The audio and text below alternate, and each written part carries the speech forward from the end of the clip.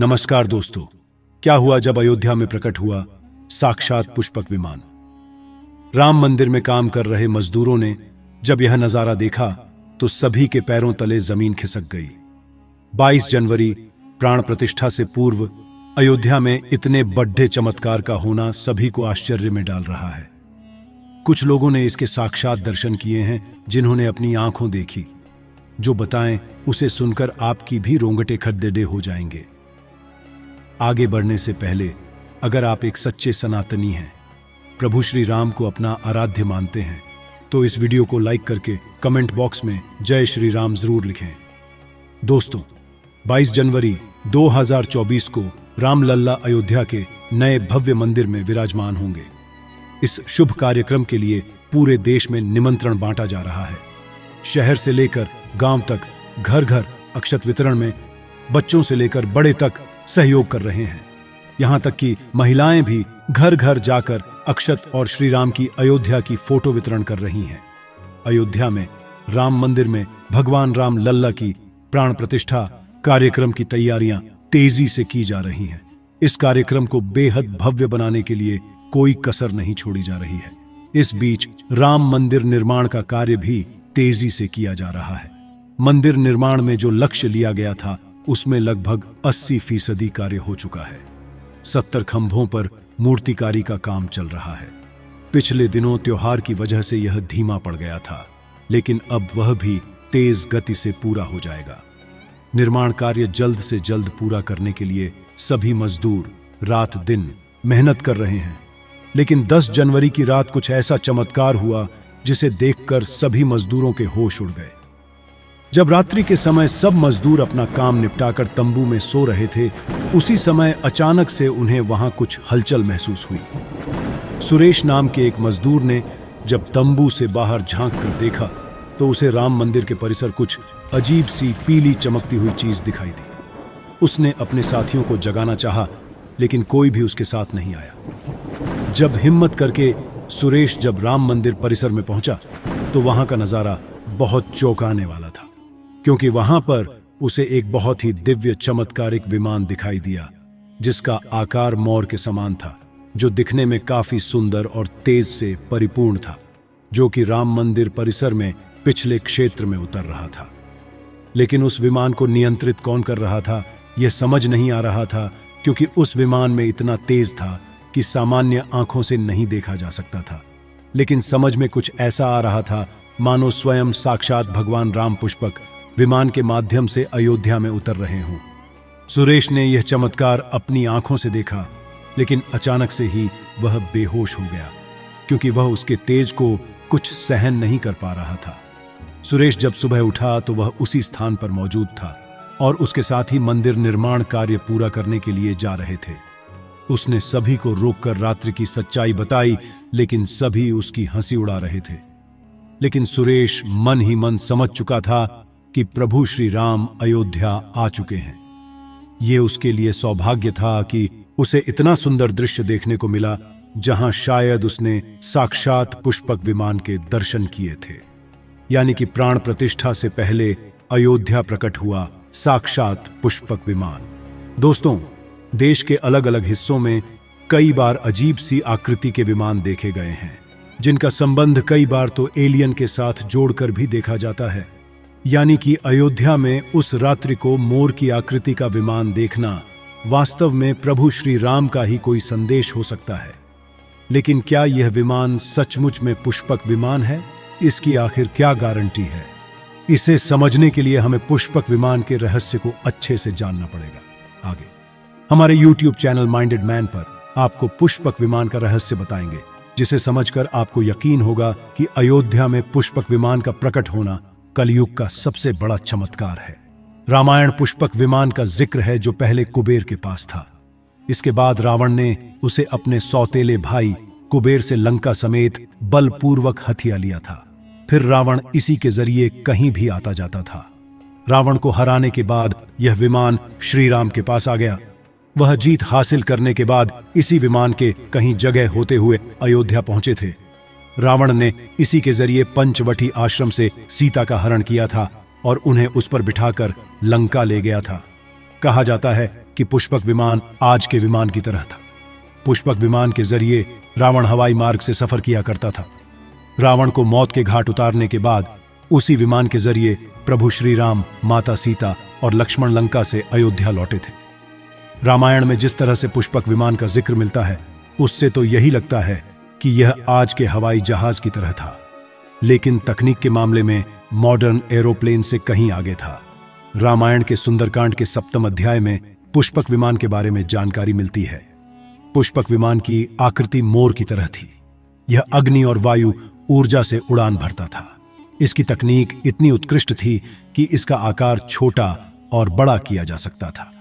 कहा जाता है कि रावण अपनी पूरी सेना को साथ लेकर इस विमान से उड़ान भर सकता था। पुष्पक विमान अपने चालक की इच्छा के अनुसार गति पकड़ता था। यह मन की गति से उड़ान भर सकता था। विमान में बैठने के लिए कई आसन बने थे। पौराणिक कथाओं के मुताबिक युद्ध के बाद भगवान श्री राम ने विमान का पूजन कर यह दिव्य विमान वापस कुबेर को सौंप दिया। कुबेर ने पुष्पक विमान को भेंट स्वरूप प्रभु श्री राम को दे दिया, जिसके बाद इसी पुष्पक विमान से प्रभु श्री राम, माता सीता और लक्ष्मण अयोध्या पहुंचे। अब दोस्तों, कई हजारों सालों बाद एक बार फिर जब भव्य राम मंदिर का निर्माण हुआ है, तो प्रभु श्री राम अपने भाई लक्ष्मण और मां का सीता के साथ एक बार फिर से अयोध्या धाम पहुंच रहे हैं। वह भी अपने इसी पुष्पक विमान पर, जिसका नजारा वहां के मजदूर अपनी आंखों से देख चुके हैं। रामायण के प्रसंग में कहा गया है कि जब माता सीता को हरण करके रावण ले जा रहा था, तो रास्ते में जटायु ने अपने चोंच से रावण को चोट पहुंचाई थी। उस समय रावण पुष्पक विमान में ही मौजूद था। इसके बाद रावण ने तलवार से जटायु को लहूलुहान कर दिया था। जटायु घायल होकर जमीन पर गिर गए। जब सीता को खोजते हुए राम पेड़ पौधे और पक्षियों से पूछते जा रहे थे, तो रास्ते में घायल जटायु से मुलाकात होती है। मरणासन्न पड़े जटायु ही राम को बताते हैं कि रावण सीता को हरण करके किस दिशा में गया है। लेकिन जब साक्षात प्रभु श्री राम पुष्पक विमान में अयोध्या आ चुके हैं, तो भला उनके परम भक्त जटायु कैसे पीछे रह सकते हैं। अयोध्या में राम लल्ला की प्राण प्रतिष्ठा से पहले जनपद की सीमा में गिद्धों का झुंड दिखाई दिया है। स्थानीय लोग इसे गिद्धराज जटायु से जोड़कर देख रहे हैं। वे इसे शुभ संकेत भी मान रहे हैं। मिल्कीपुर तहसील क्षेत्र के गांव धरौली में पिछले 10-1-2 दिनों से गिद्धों का झुंड वास कर रहा था। हालांकि उस गांव से गिद्ध उड़ गए हैं, लेकिन अयोध्या की सीमा में यहां वहां दिखाई दे रहे हैं। गांव वालों का कहना है कि पिछले 20 वर्षों से हम लोगों ने इलाके में गिद्ध नहीं देखे।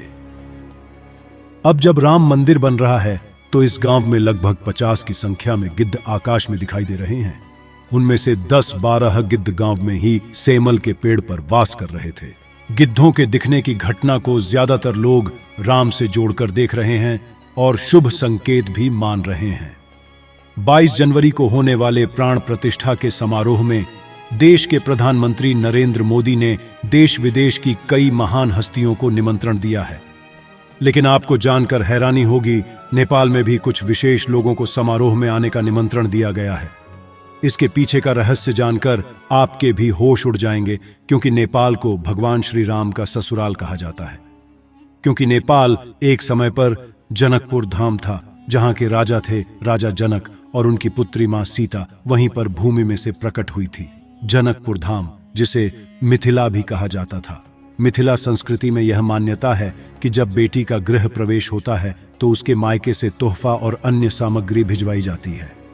इसी परंपरा के मुताबिक जब प्रभु राम का मंदिर में गृह प्रवेश होगा, तो सीता जी की ओर नेपाल से अयोध्या उपहार आ रहे हैं, जिसे भार यात्रा का नाम दिया गया है। राम मंदिर की प्राण प्रतिष्ठा के लिए भगवान राम के ससुराल नेपाल के जनकपुर से कपदह फल और मेवा के साथ साथ उपहारों से सजे 1100 थाल आने वाले हैं। इसमें आभूषण, बर्तन, कपड़े और मिठाइयों के अलावा भार भी आएगा, जिसमें 51 प्रकार की मिठाइयां, दही, मक्खन और चांदी के बर्तन शामिल होंगे। 22 जनवरी को प्राण प्रतिष्ठा समारोह होने वाला है। इसके लिए श्री राम जन्मभूमि तीर्थ क्षेत्र ट्रस्ट की तरफ से भगवान राम की ससुराल नेपाल के कई गणमान्य लोगों को निमंत्रण पत्र भेजे गए हैं।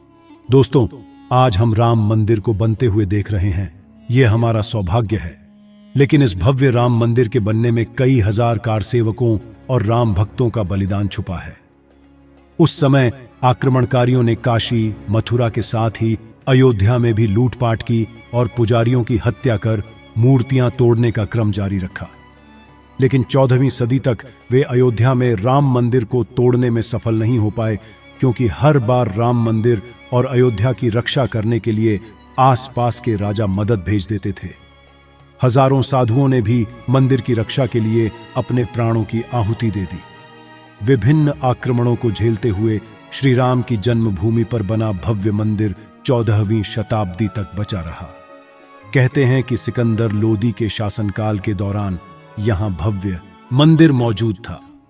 14वीं शताब्दी में हिंदुस्तान पर मुगलों का अधिकार हो गया और उसके बाद ही राम जन्मभूमि एवं अयोध्या को नष्ट करने के लिए कई अभियान चलाए गए। 1527 और 28 में इस भव्य मंदिर को तोड़ दिया गया और उसकी जगह बाबरी ढांचा खड़ा किया गया। कहते हैं कि मुगल साम्राज्य के संस्थापक बाबर के एक सेनापति ने बिहार अभियान के समय अयोध्या में श्री राम के जन्म स्थान पर स्थित प्राचीन और भव्य मंदिर को तोड़कर एक मस्जिद बनवाई थी। 19 जनवरी 1885 को हिंदू महंत रघुबीर दास ने पहली बार इस मामले को फैजाबाद के न्यायाधीश पंडित हरिकिशन के सामने रखा था। इस मामले में कहा गया था कि मस्जिद की जगह पर मंदिर बनवाना चाहिए, क्योंकि वह स्थान प्रभु श्री राम का जन्म स्थान है। वर्ष 1947 में भारत सरकार ने मुसलमानों को विवादित स्थल से दूर रहने के आदेश दिए और मस्जिद के मुख्य द्वार पर ताला लगा दिया गया, जबकि हिंदू श्रद्धालुओं को एक अलग जगह से प्रवेश दिया जाता रहा। लेकिन सन 1917 में एक ऐसा चमत्कार हुआ जिसे देखकर मुसलमानों की भी आंखें खुल गईं। यह रामलल्ला का बहुत बड़ा चमत्कार था कि मस्जिद के अंदर से अचानक ही रामलल्ला की मूर्ति प्रकट हो गई। कुछ कट्टरपंथियों का कहना था कि कुछ हिंदू दलों ने रात्रि के समय चुपके से यहां पर मूर्तियां रखी हैं। 1940 में भगवान राम की मूर्तियां मस्जिद में पाई गई। मुसलमानों ने इस पर विरोध व्यक्त किया और दोनों पक्षों ने अदालत में मुकदमा दायर कर दिया। सरकार ने इस स्थल को विवादित घोषित करके ताला लगा दिया। 30 अक्टूबर 1990 को हजारों राम भक्तों ने मुख्यमंत्री मुलायम सिंह यादव द्वारा खड़ी की गई अनेक बाधाओं को पार कर अयोध्या में प्रवेश किया और विवादित ढांचे के ऊपर भगवा ध्वज फहरा दिया। लेकिन 2 नवंबर 1990 को मुलायम सिंह यादव ने कारसेवकों पर गोली चलाने का आदेश दिया, जिसमें सैकड़ों राम भक्तों ने अपने जीवन की आहुतियां दी। सरयू तट राम भक्तों की लाशों से भर गया था। इस नृशंस हत्याकांड के बाद अप्रैल 1991 को उत्तर प्रदेश के तत्कालीन मुख्यमंत्री मुलायम सिंह यादव को इस्तीफा देना पड़ा। उस समय कोठारी बंधुओं के बलिदान की चर्चा खूब रही। दिसंबर 1992 को जब विवादित ढांचा गिराया गया, उस समय राज्य में कल्याण सिंह की सरकार थी। उस दिन सुबह करीब 10:30 बजे हजारों लाखों की संख्या में कारसेवक पहुंचने लगे। दोपहर में 12 बजे के करीब कारसेवकों का एक बड़ा जत्था मस्जिद की दीवार पर चढ़ने लगता है। लाखों की भीड़, दास को संभालना सभी के लिए मुश्किल हो गया। दोपहर के 3:40 पर पहला गुंबद भीड़ ने तोड़ दिया और फिर 5 बजने में जब 5 मिनट का वक्त बाकी था, तब तक पूरे का पूरा विवादित ढांचा जमींदोज हो चुका था। भीड़ ने उसी जगह पूजा अर्चना की और रामशेला की स्थापना कर दी। मुख्यमंत्री कल्याण सिंह का साफ आदेश था कि कार सेवकों पर गोली नहीं चलेगी। इस महान कल्याण सिंह जी को हम शाश्वत प्रणाम करते हैं। दोस्तों, राम मंदिर को बनता हुआ देखना सौभाग्य है, लेकिन जब भी हम इसके पीछे हजारों हिंदुओं का बलिदान देखते हैं तो हमारी आंखें नम हो जाती हैं। इस पूरी वीडियो को देखने के बाद आक्रमणकारियों के लिए आपकी क्या विचार है, इसे कमेंट बॉक्स में जरूर बताइएगा। हमारे महान शहीदों के लिए आपकी श्रद्धांजलि नीचे कमेंट बॉक्स में जरूर दीजिएगा। कोई भी बात अच्छी लगी हो तो लाइक जरूर करें और हमेशा ऐसे सत्य चमत्कारी घटनाएं देखने के लिए हमारे चैनल माइंडेड मैन को सब्सक्राइब करके आप बेल आइकन को प्रेस कर लें। अभी के लिए आप सभी दर्शकों को जय श्री राम।